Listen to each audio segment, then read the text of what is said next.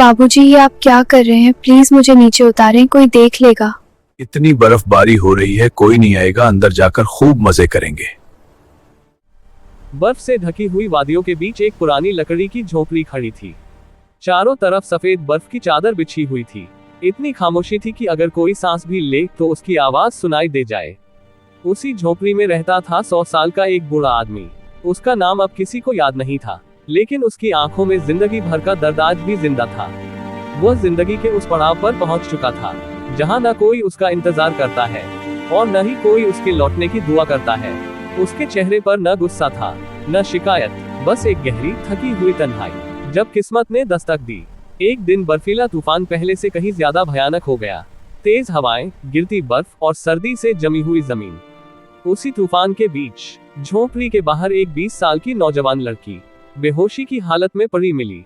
उसका नाम आयला था। वह शहर की भीड़, रिश्तों के धोखे और अपने टूटे हुए सपनों से भागती हुई इस बर्फानी वादी तक आ पहुंची थी। जब बूढ़े की नजर उस पर पड़ी तो उसके कांपते हाथ अचानक रुक गए। कई सालों बाद उसके दिल ने किसी के लिए धड़कना महसूस किया। उसने आयला को उठाया, झोपड़ी के अंदर लाया, आग जलाई और अपनी पुरानी कंबल से उसे ढक दिया। दो अजनबी, एक सा दर्द। जब आयला को होश आया तो उसने अपने सामने एक बहुत ही बूढ़े इंसान को देखा। सफेद दाढ़ी, झुर्रियों से भरा चेहरा, लेकिन आंखों में अजीब सी नरमी।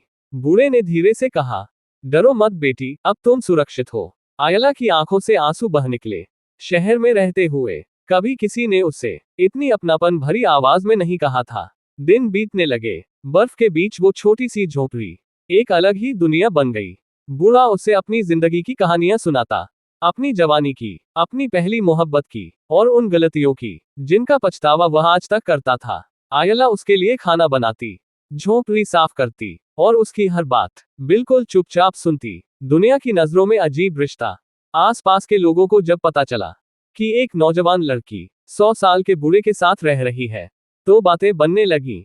कोई इसे गलत कहने लगा, कोई मजबूरी तो कोई पागलपन, लेकिन किसी ने ये जानने की कोशिश नहीं की कि उनके बीच क्या था। आयला के लिए वह बूढ़ा सिर्फ एक इंसान नहीं था, वह उसका सहारा था, उसका सुकून था और वह जगह थी जहां वह बिना डर के रो सकती थी।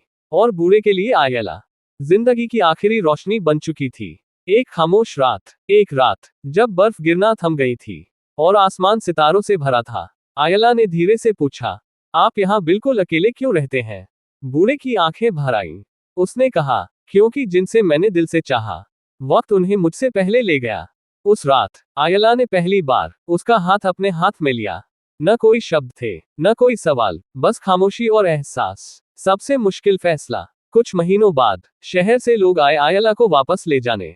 उन्होंने कहा, तुम्हारी पूरी जिंदगी बाकी है, यहाँ रहकर तुम क्या पाओगी? आयला ने सिर्फ इतना कहा, मैं यहाँ वह पा चुकी हूँ जो मुझे कहीं और नहीं मिला। उसने जाने से मना कर दिया। आखिरी लम्हा, एक सुबह, बूढ़ा नींद से नहीं जागा। आयला उसका हाथ पकड़े बैठी थी।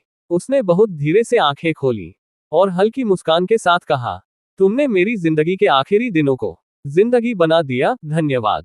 और फिर उसकी सांसें थम गईं। बर्फानी वादी में फिर वही खामोशी लौट आए। आयला ने उसी झोपड़ी के पास उसे दफना दिया जहां उनका रिश्ता जन्मा था। बाद के साल आयला ने कभी शादी नहीं की। उसने अपनी जिंदगी दूसरों की मदद में बिता दी। लोग कहते हैं, आज भी उस बर्फानी वादी में एक अजीब सी गर्माहट महसूस होती है।